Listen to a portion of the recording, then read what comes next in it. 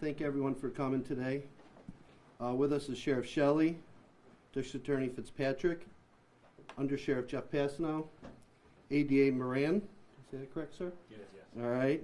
Chief Fisher, Lieutenant Welsh, in charge of our detectives, and Detective Sergeant Bloodgood. I'm going to turn it over to Sheriff Shelley. I want to thank everyone for coming today. Special thanks go to the detectives of the Sheriff's Office. The amount of investigative work this case took over the past week is just, it's impressive work, unbelievable amount of time. And believe it or not, I'd like to thank the press for having patience. We promise transparency, we are transparent, but there's a balance between giving information to the public and keeping the public safe. In this case, required that balance, and that's what took us so long to get to the point to give this press conference. Our involvement in this case starts last Tuesday, March 12th. Patrol is called to 124 West Conklin Ave, where victim Kevin Mills, he's 61 years old, was found dead and murdered on his kitchen floor. His stove was on. The house was quite warm, and his truck was stolen. Investigation continued through the night into Wednesday, March 13th. On Wednesday, March 13th, warrants were served on 2 houses on the Onondaga Nation. 3 people were taken into custody, and the victim's truck was recovered. The people taken into custody was a 17-year-old, 40-year-old Awanis Lazor, and 52-year-old Brent Farr. The investigation continued on from Wednesday until yesterday, March 18th. On March 18th, a 4th person was taken into custody, 28-year-old Isaiah Smith. Through the investigation, the following charges were charged. The 17-year-old was charged with murder second. Isaiah Smith, 28-year-old, was charged with murder second and robbery first. Isaiah lives at 120 Riverdale Road in Syracuse. 40-year-old Awanis Lazor was charged with possession of stolen property, 4th and 5th. And 52-year-old Brent Farr was just a witness to the stolen property. Anybody have any questions? Can you spell the names of the suspects again? The 17-year-old, the 40-year-old, and the last? So we have a 17-year-old. The 28-year-old is Isaiah Smith, I-S-I-A-H. Smith, common spelling. And the female, Awanis Lazor. It's A-W-A-N-N-A-I-S, L-A-Z-O-R-E. And Brent Farr is a witness. You want his name or? Just in case. Yep, it's B-R-E-N-T-F-A-R-R. Sheriff, what is the relationship between the arrested parties and the victim? I'm not sure about the 17-year-old and the victim knew each other. To what capacity? I think we're still investigating that, so we're not sure the exact full relationship. So the stolen car was located the victim's stolen car was located on the Onondaga Nation at one of their homes? Correct. When we served the warrants on last Wednesday, the warrants for 2 houses, looking for the people and the truck. And what led to those warrants? Were people calling in? We know that there was some dispatch chatter of a neighbor saying that they had tried to check in with the victim for a couple of days and went over there, found his truck missing. Yeah, so exceptional detective work led to those warrants. Whether it's knocking on doors, whether it's finding the surveillance cameras that might give us the information we need. Were any special protocols required to serve warrants on the Onondaga Nation? Yeah, so special thanks to the Onondaga Nation for giving us full cooperation in this case. It wouldn't have been successful the way it is without their cooperation. What kind of, what led you to believe it was a homicide and not some sort of natural death? Jesse? Obviously the investigation disclosed facts that led you to believe that it was not a natural death, and the condition of the decedent. And Sheriff, you mentioned the stove being on and the temperature in the residence. Was that notable at all?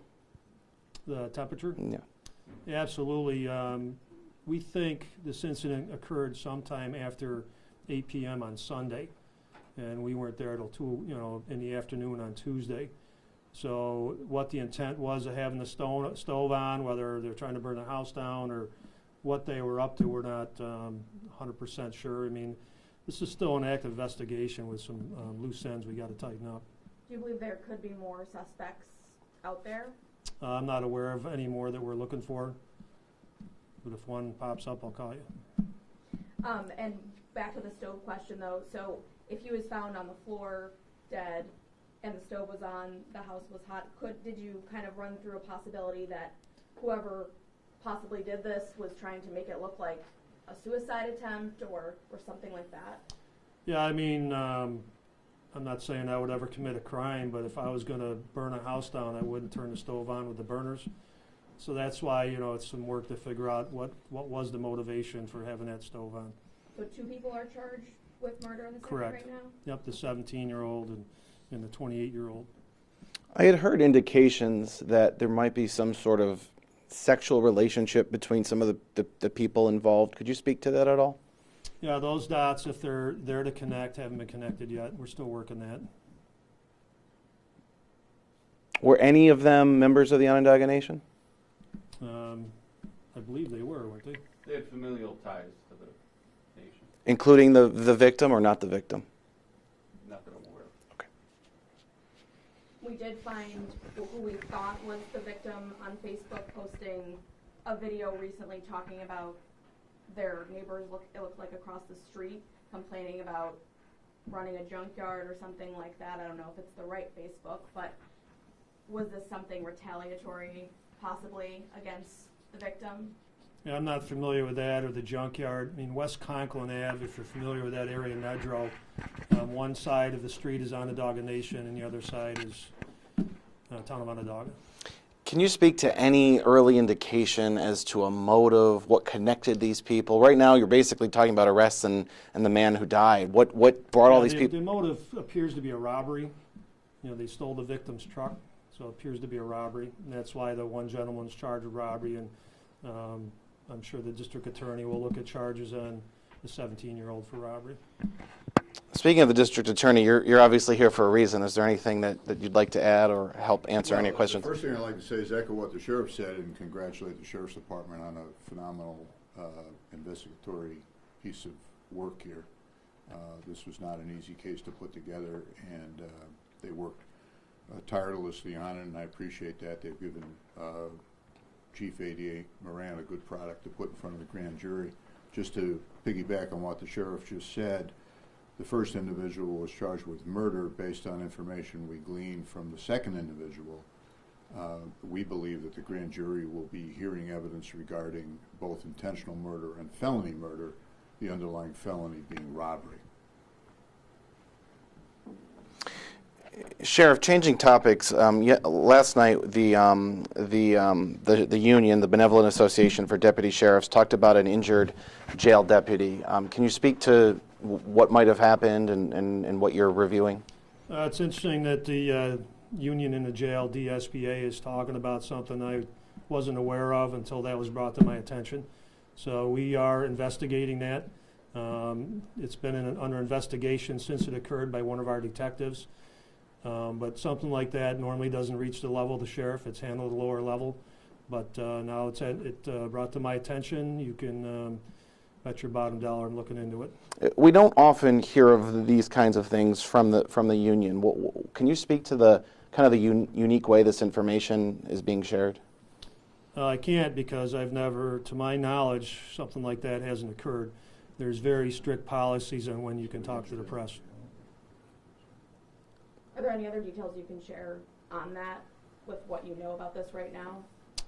I would believe Andrew Donovan knows more than I do about it.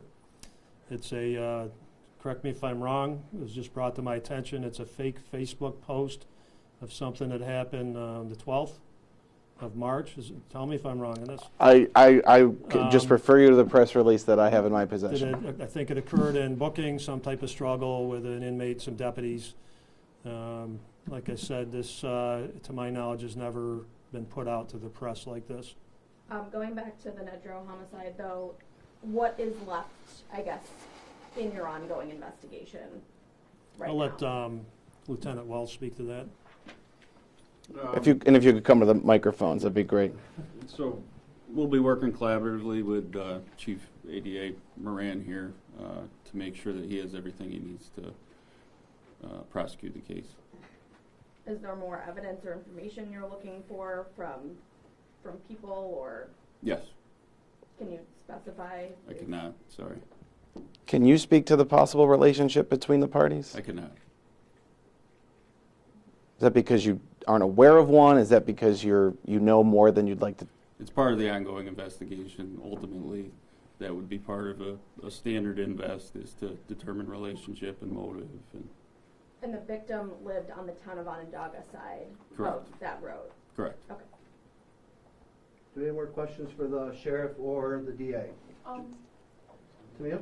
It was originally called in as a felon investigation, I believe. I was just trying to figure out if it was due to he was there for a very long time. Was it him that was possibly being an older investigation, or was it coming from the stove? I'm not familiar with any of that. I mean, the first shooting I went to was dispatched as a difficulty breathing. And I showed up and the gentleman was shot through the chest. So the way calls can be dispatched and what you find when you get there obviously can be very, very different. Can you speak to the time elapsed between the initial arrests and yesterday's arrest? Why there's a time difference? Yeah. Well, we were able to find 3 people Wednesday, and it took until yesterday to find a 4th person. Was that person hiding? I mean, clearly they didn't turn themselves in, so. It was a challenge because our 3 people we had in custody, their description, they didn't know actual names, they didn't know addresses, you know, they're going by nicknames. It's just, it's a lot of work to actually locate people. Thank you. I have a question for Fitzpatrick that's off topic. Just wanted to get your thoughts on. Before we go off topic, I don't want the sheriff to have to wait here while I no comment you guys about something else. Was the initial call that came in regarding to a body, or at least a body being found, or a missing person? How was the call dispatched? Is a unconscious person, or I'm not sure. I'm not sure. Did you know, John? That might have been a status check. So we're thinking potentially status check. I can get the exact answer. Okay. And we can contact 911. We can run it up on our computer. If it's real important to you, we can get that for you. It was a status check, and I think while they were en route, it kind of developed a little more into somebody who had been injured. All right, thank you. Thank you, Sheriff. Thank you. District Attorney, I guess the podium's yours, sir. Thanks. Yes, off topic. I just wanted to get your thoughts on the release of Shirley Winters. Well, unfortunately, well, let me backtrack.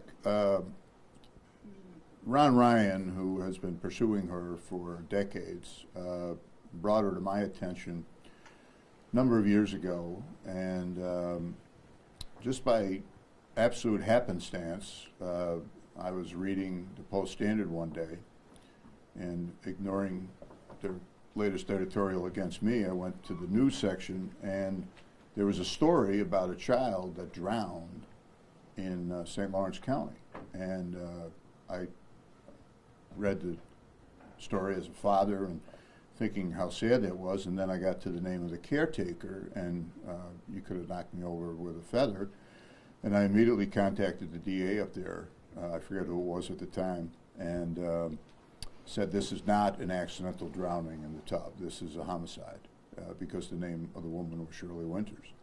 And sure enough, it turned out and developed into a homicide case. Not second guessing what they did, but they took a plea to manslaughter. I took a plea to manslaughter here on a case that with Ron's help we reopened, but in fairness to the investigation we conducted here, it was a 20-year-old case that had originally been diagnosed as SIDS. So with that said, her sentence was 8 1/3 to 25, And under New York state law, she has complied with all the conditions of her incarceration. She's, undergone counseling, so forth and so on. So there's no legal way to hold her. She will be on parole for a period of time. My office has been in contact with parole. We originally tried to see if there was a way we could have her civilly committed, and my law people tell me that that can't be done. I will insist that wherever she is, that anybody with a child, anybody who is not physically able to take care of themselves, elderly or young people, be notified of her existence in their community. She lives to kill. And do you think she'll kill again? If she has the opportunity, she would kill again. Regarding the Lincoln Middle School assault investigation, can you talk about the scope of your investigation? This is the teacher that was assaulted? Yes, the teacher assaulted. That's in the process of going to the grand jury as we speak. When do you anticipate that happening? As we speak. It's going in, like, today is Tuesday. I believe it's going in today. If not today, then within the next 24 hours. And in the investigation into Ashton DeGonzik and the manner around his death, I'm assuming toxicology has not been returned yet, or if it has, is there an update there that you can share, and where are you investigating? No, toxicology physically takes 2 weeks. You can't, if someone comes out, it's either a CSI show or a bogus tox report. It just physically can't be done under 14 days. So with that said, we'll wait for the autopsy report to be completed, but our investigation has already commenced. A little bit of a misleading headline in the paper today because it suggests that I am investigating CPS. I never said that. I said that my office is investigating anyone, any agency, any individual that had any direct or indirect relationship to the cause of this little boy's death. So I know everybody wants to throw the 2 CPS workers under the bus and move on to the next case. That's not going to happen. We're gonna follow the evidence wherever it leads, whether it leads to that agency, another agency, multiple agencies. I don't care, because a district attorney's authority does not begin or end with charging crimes. The district attorney also has the authority to review public agencies and issue reports regarding misfeasance or malfeasance, which by definition are not criminal. I'm not saying we're anywhere near that stage yet. This is, like in the Orendorff case, there's thousands of records that have to be reviewed, and we'll review every one of them before we present the case to a grand jury. And are charges on the table for others possibly involved? It's just a reemphasis of what I said earlier, that there's no limit to charges, there's no window, there's no borders to charges. Anybody that participated criminally in this little boy's death will be prosecuted and held accountable. Can you talk about just the county executives? He had a strong tone in his State of the County address. We haven't heard from you since then in person. Do you echo what he said about the horrific nature just of what happened here? The county executive and I have different ethical obligations regarding the rights of an accused, and I'm not going to categorize the CPS workers' conduct or lack thereof. Not to criticize him, he has a different responsibility than I do. But are you defending the CPS workers? You're talking about people throwing them under the bus. I can't imagine anyone watching or listening to a tape of what I just said suggesting that I am defending the CPS workers. I'm not attacking them, I'm not criticizing them, I'm not defending them. Whatever the evidence leads, that's where we're going to go. Could you speak to the role of Jeremy DeGonzik in your investigation? Obviously, he is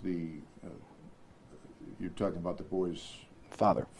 Yeah, there's, obviously he is a crucial witness, and depending on where the evidence goes, could be more than that. Because the boy's family was told drugs were found in his system upon death. Right. Someone should be held responsible for an 11-year-old being around drugs. I'm wondering where that fits into your case. Right. I hope you all know that another baby died yesterday of fentanyl poisoning. I hope you all know that. I just prosecuted a woman, and I'm prosecuting her boyfriend for another Liam Sauvé fentanyl death. This is not something that is, ever been in my lexicon in 40 years as a homicide prosecutor.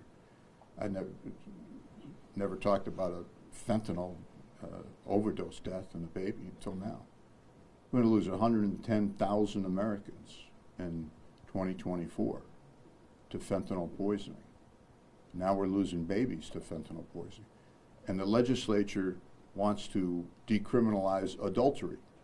That's their priority, as I read it this week. They don't want to pass a statute that would create a felony level endangering the welfare of a child for even creating a home environment that allows an 11-month-old to be exposed to fentanyl.